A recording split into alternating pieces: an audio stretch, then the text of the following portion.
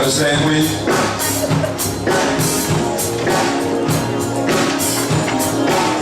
I am the resurrection and the life, is the Lord. He that believeth in me, though he live, yet shall he live. Whoever liveth and believeth in me shall never die. I know that my Redeemer lives, that he shall stand at the later day upon the earth.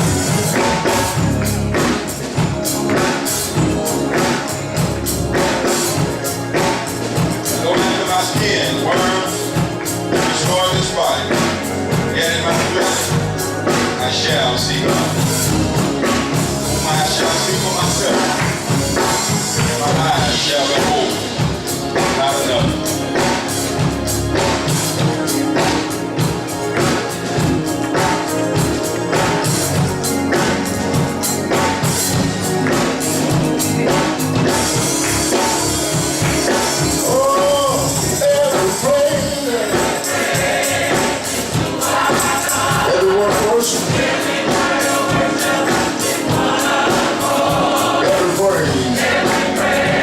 Every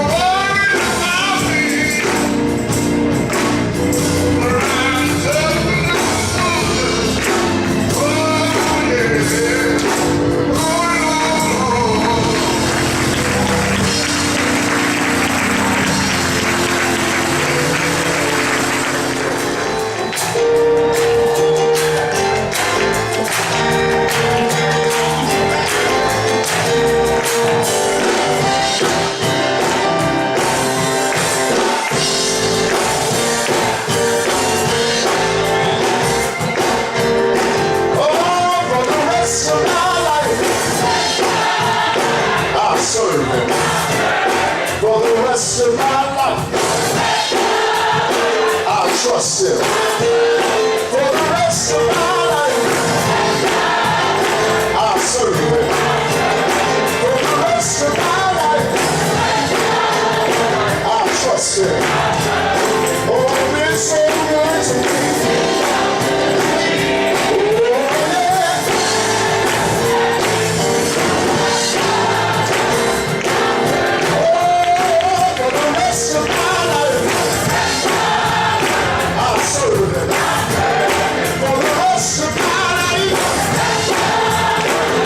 Trust it. For the rest of my life, I'll serve it. For the rest of my life, I'll trust it. Oh, it's so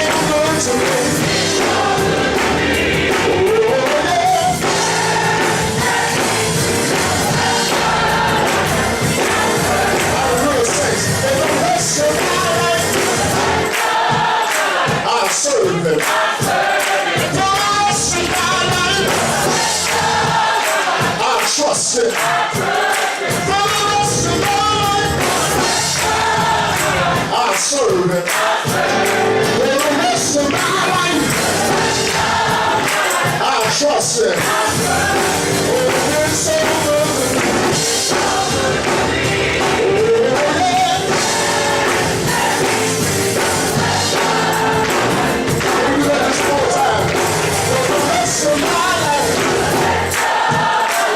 Serving.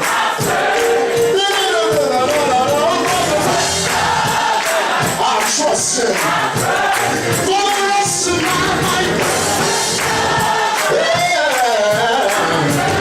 For the rest of my life, I trust him. Oh, it's so good to me. Oh, yeah. I'll watch for the rest of my life.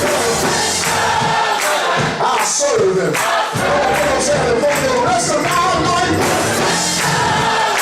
I'll trust him. Oh, for the rest of my life, I'll serve him. For the rest of my life,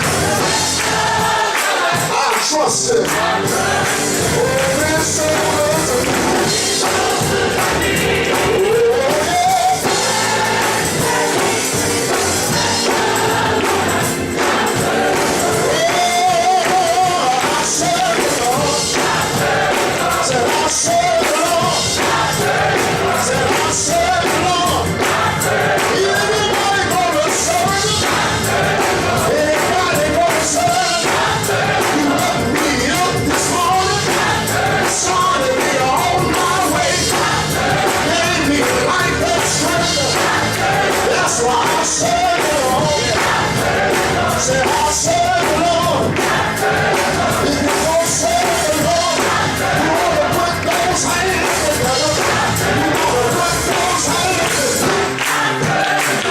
I'll serve the Lord. I'll serve the Lord.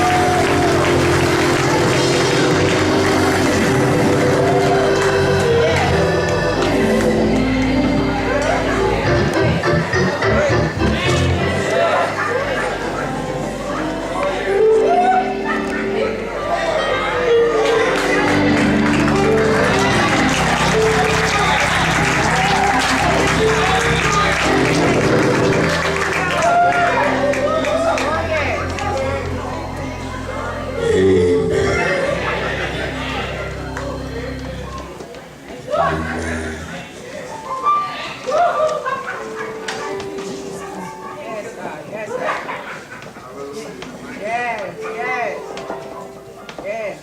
tell you, Shirley put some major pressure on me.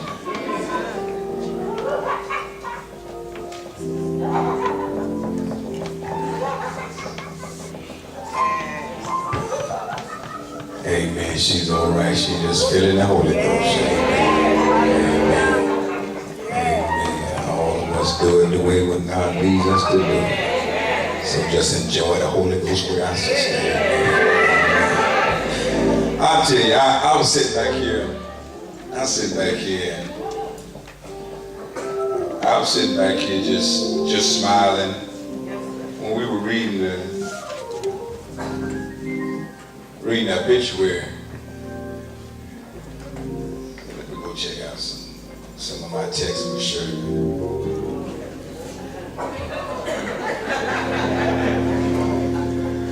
I tell you what, boy, this is gonna be a different kind of sermon right here. I'm just gonna think about Shirley on this. Y'all, I'm probably not gonna holler and hoop. This sermon right here, all about Shirley. Before I even get to the word, March 16, I was dealing with University of Florida. Y'all know I'm dealing with these folks down here by these little monuments. And I left a board meeting over there with the University of Florida Board of Trustees for Historic St. Augustine. And Shirley failed. She always, everything I did, she wanted to be there. She wanted to capture. And she had failed, and she didn't want to go to the hospital, but I made her go. And so she sent me a little message, I know why I made her go to the hospital. So my response was, you fell back, hit the wall, then slid down. Sonya was on you quick, like one of them Baywatch girls. She did something to wake you up. Thank you, Pastor. Send me her number so I can thank her. And she said, Pastor, you're always saying I don't lie. I don't practice lying, and I try my best not to lie. But boy, I have. I don't think there is no one but the Father who never lied. I lie. A lie is a lie no matter how simple. And my response was, you are an angel. She said, stop it, Pastor. I'm just trying to make it in. After your comments last night about couples reuniting, I wonder if Clint and I should be together.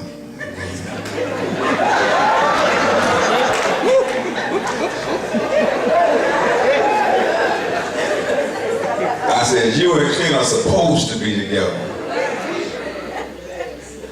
She said, we're going to remarry. Things are really good between us. I tell you, I done figured out how to deal with difficult times. I was sitting here just reading, and man, there's some good stuff right here. I can't give y'all no more, but there's some good stuff. As much as me and Shirley used to take, boy, my wife would trust me, she'd think I mess around with Shirley.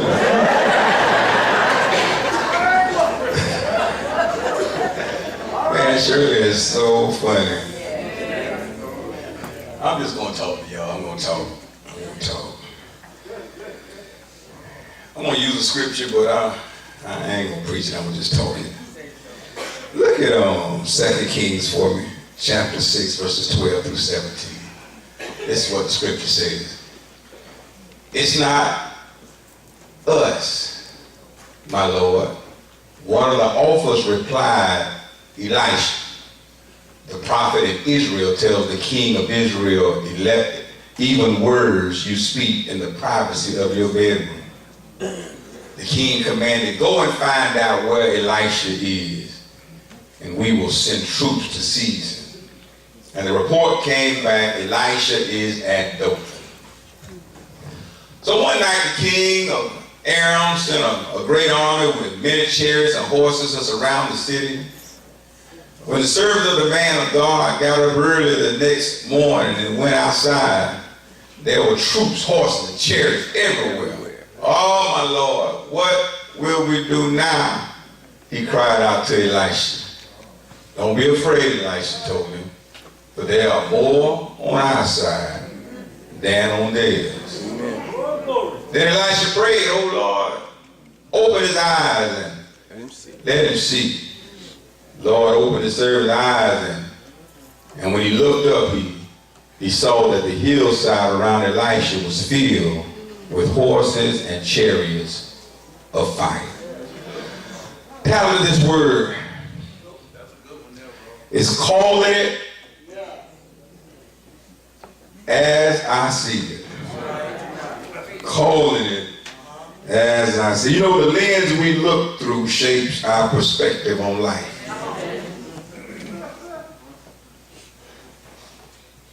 The lens we look through, it shapes our perspective on life.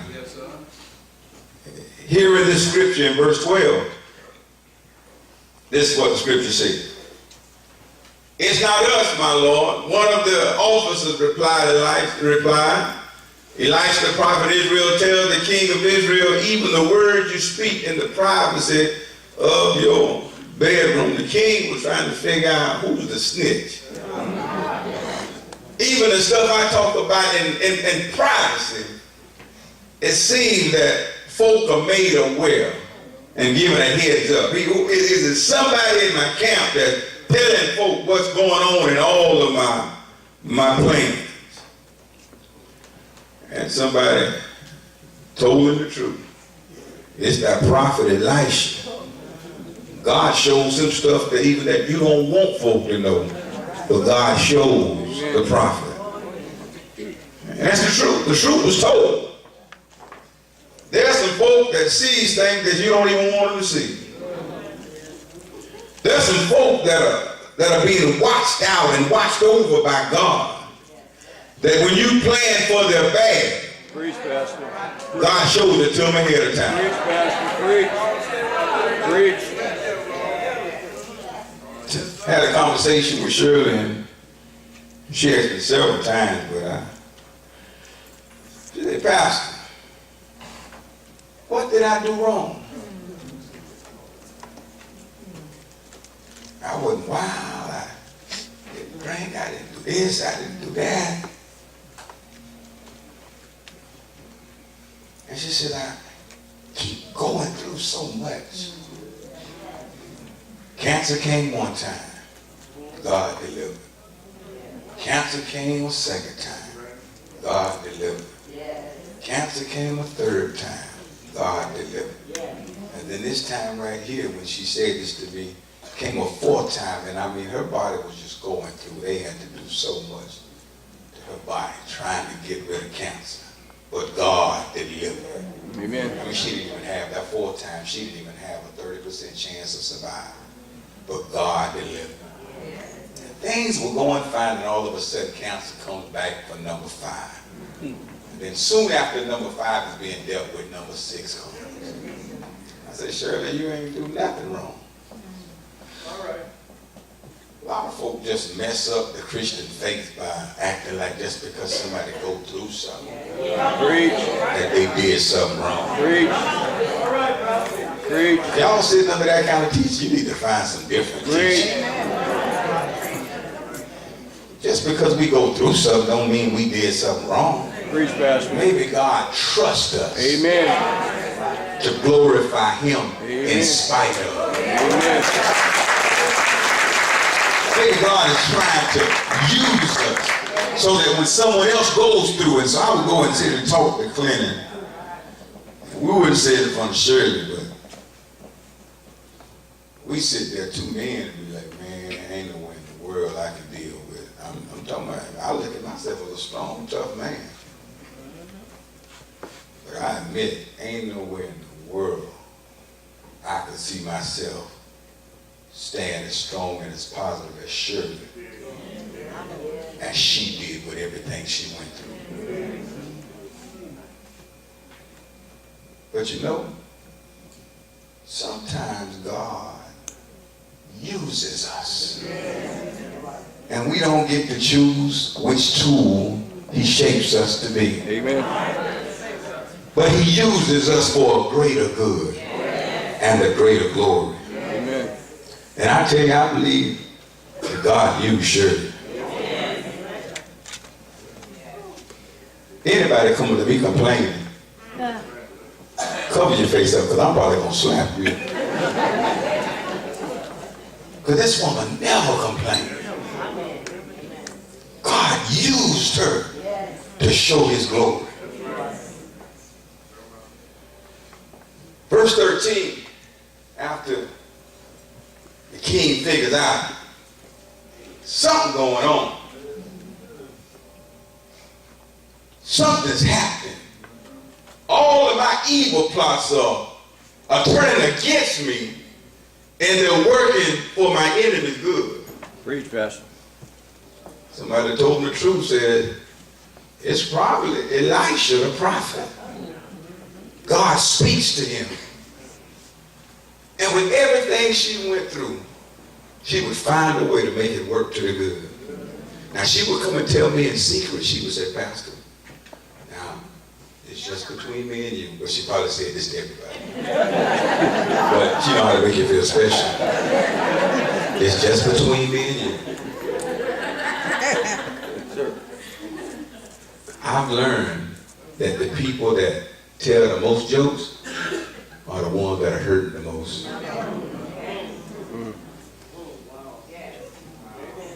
See, I find myself looking for jokes and looking for the humor because I have so much hurt to deal with. 13. It says the king commanded, go and find out where Elisha is. This prophet. This one that's speaking every time I have intentions on messing something up. This one that's speaking truth and that's stopping my plans to destroy. Giving folk a heads up. Go and find out where Elisha is, and I will send troops to seize him. And the report came back, Elisha is at Dothan. Can I tell you, I kind of see Shirley in the shoes of Elisha. Because there's some folk in here that the enemy wanted to destroy you. Had you feeling so sorry for yourself and ready to give up. And Shirley told a joke and turned it all around and made it work to your good. You were looking at life so guilty, so wrong. You were ready to give up on life. But then there was something you saw in the prophet Shirley that gave you a different perspective on life. It made you believe that, you know what? The same way she fought through, I can fight through. Preach. I don't have to throw the towel in. I don't have to give up. But you know what? There's a price to pay when you do the work that God has called you to do. Amen. Amen. And the king said, okay, every one of my plots, he's causing to turn around and work against me. I'm coming after him. Go get him and bring him to me. I got a feeling that God looked at the way that my sister that just sang. She said she needed to make some money. And the prophet Shirley Go ahead, Pastor. had some vacation time and some sick time. Go ahead, Pastor. And so when she could have felt bad for herself because she needed to take care of her responsibilities, the prophet Shirley said, this is how we'll do this right here. Preach. Both of us gonna get paid.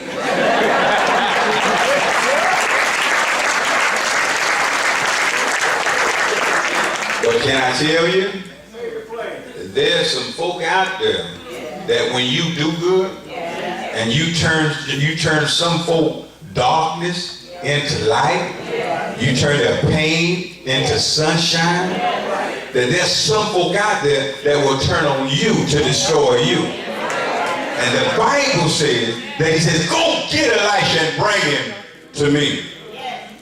I feel that my spirit Shirley was such a blessing to St. Augustine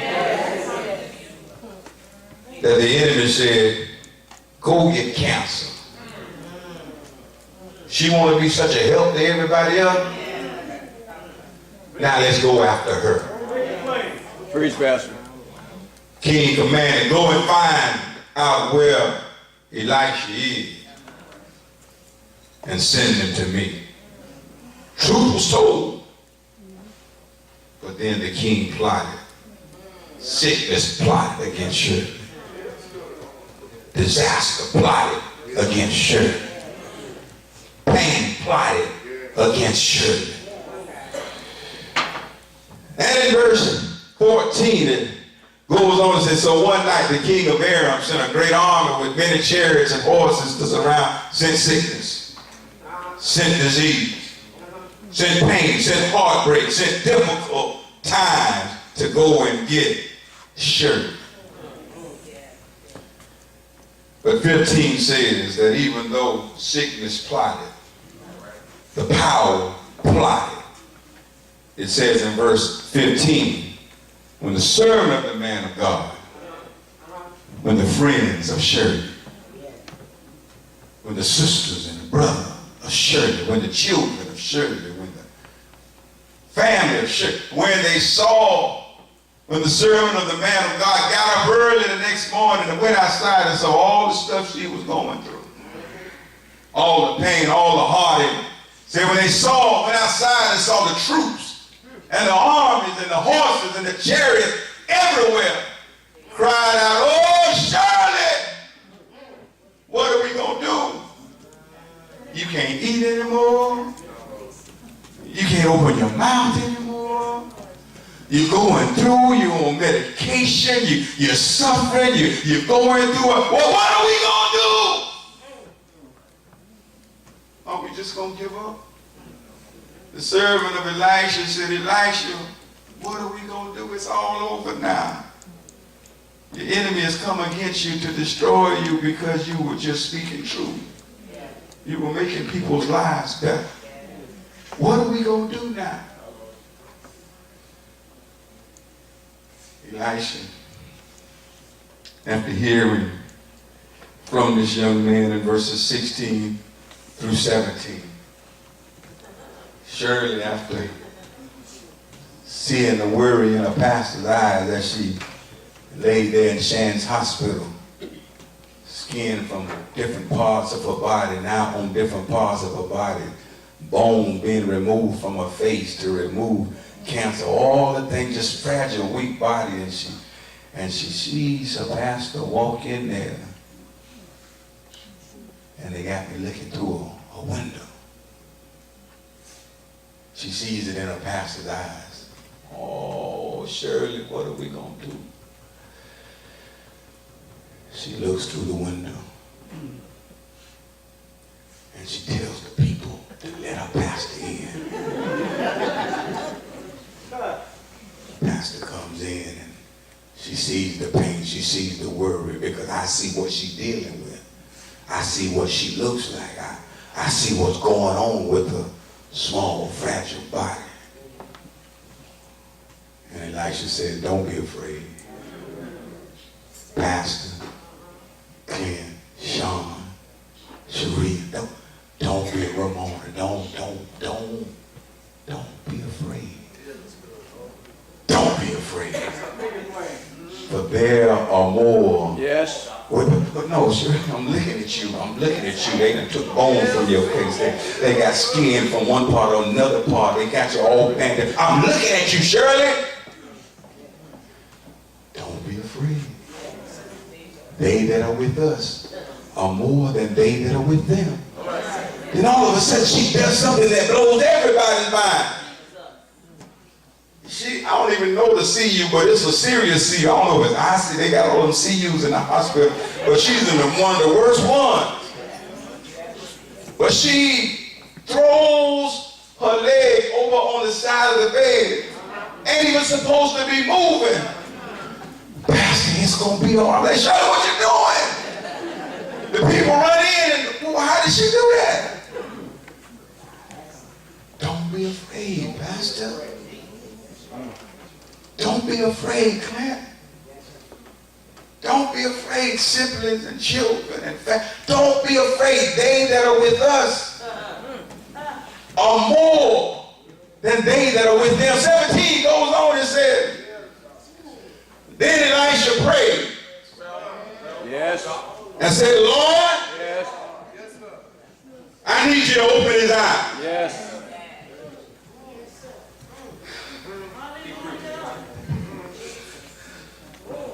Preach, Pastor.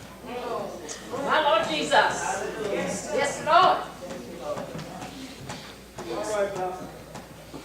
Said Elisha prayed.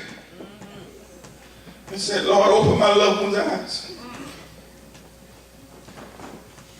They cry because they love me.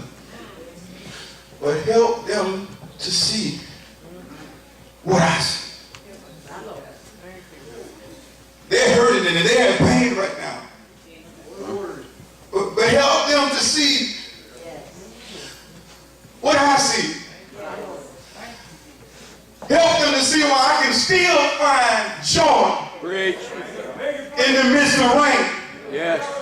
Help them find why I can still find sunshine in the midst of pain. Help them see what I see. Preach. And then it says, when the servant looked up, he said he saw that the hillside around Elisha was filled with horses and chariots of fire. On Tuesday, before her death, I sat with Shirley in her living room.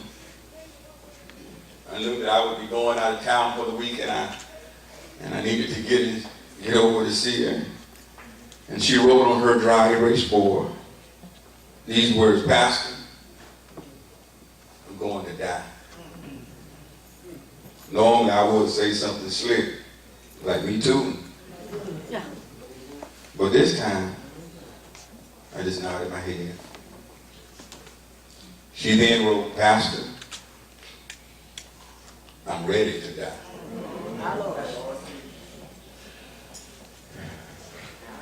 And I just nodded my head again. I then asked Shirley, where do you keep your poems? Because she always wanted to read poems in the church. But I was a little apprehensive. I wasn't sure what the poem was going to say. Yeah. So she would bring it by and I'd proofread it.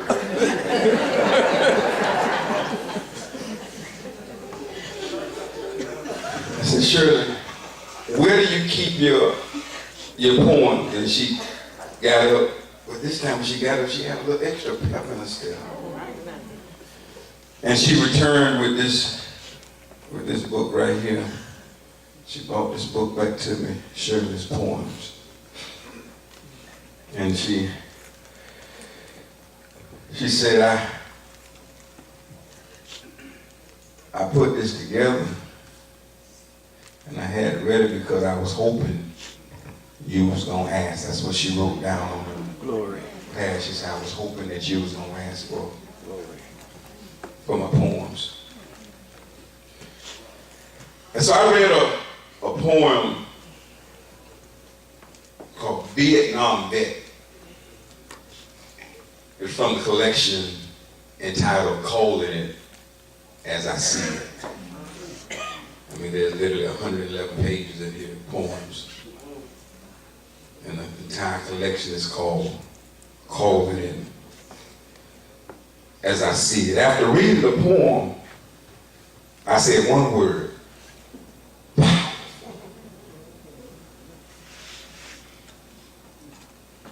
That's all I said. And Shirley then looked at me and said, you like it? She didn't like that. She said, you like it? said, I love all your poems, but some of them just can't be read in the worship service. I said, some of them we gotta read outside on the sidewalk. But I love all your poems. And she smiled and she said, I know. After reading the poem, I offered to put the poem and all of her poems in a format that would continue on after her death. That our museums could provide an opportunity for someone who's looked at it through a different lens, that was touched by God, to be able to see what Shirley saw. That when everybody else saw gloom, Shirley saw that they that are with us are more than they that are with them. Amen. She smiled and wrote these words. I knew you would offer them. That's why I had it ready. She got me again. Let me read this one right here, Vietnam vet.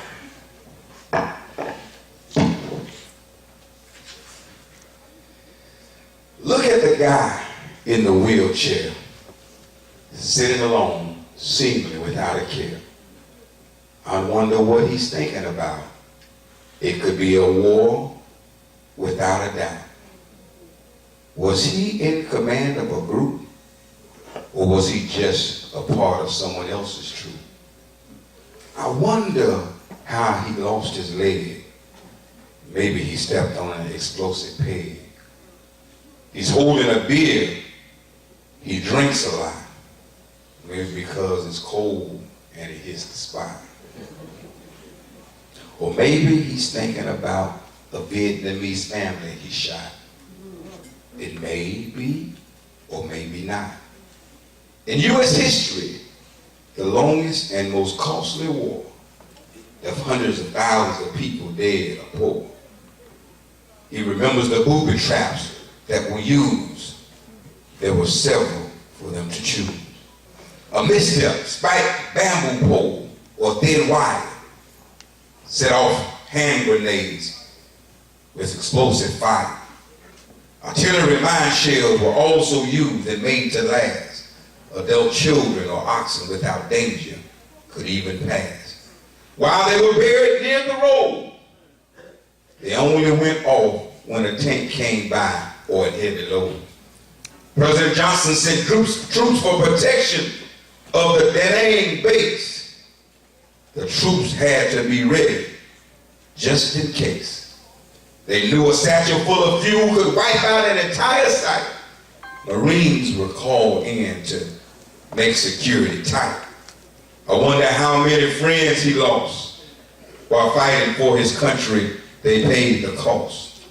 They fought hard, so hard for their country to come back here to be treated like flunkies. It's very hard for them to forget how they ducked and dodged to keep from getting hit. How they were away from home in a strange land for them to roam. Now most Americans have forgotten the terrible war they fought to win. It's a crying shame and a sin how we continue to forget these courageous men. Amen. Some are locked away in mental wards, thinking they are still fighting. Bless them, Lord. They don't even know the war is over. It's too late for wishing on a four-leaf clover. Good minds gone to waste, still thinking of the dust they hated to taste. Sitting or laying in foxholes, sometimes in mud, I've been told, risking their lives for you and me. We just can't imagine some of the things they had to see, fighting desperately and doing so willingly. I'm sure there were some cowards there who wish they could be replaced by a spare. Can't you understand them thinking that way? While in muddy, stinking, bloody foxholes as they lay, many wives left their husbands while they were there Can you imagine not having your loved ones to care? This war was very tragic to some, to receive this type of reward for what they have done. The thought of this brings tears to my eyes as I sit and watch this man looking toward the skies. He's ridiculed and picked on by some when he should be praised and not feeling dumb. He sits alone and bothers no one. What has happened to the happy times and fun? He thinks of days before the war, and now those days seem so distant and far. He can't play football or run a race. It's even difficult in a wheelchair to keep a good pace. He keeps his chin up because of God's good grace, trying not to look down on the human race he now has to face. It is easy for these men to be driven to drink. This is why some think the USA stinks. It's not fair what they went through. They were the ones who had the fighting to do. Black and white fought side by side, having little or no place to run or hide. They got along as brothers over there. They went together almost everywhere. They saw no color. Then, the last they would share or live. In America, it's different now. I don't have to tell you. You can understand how.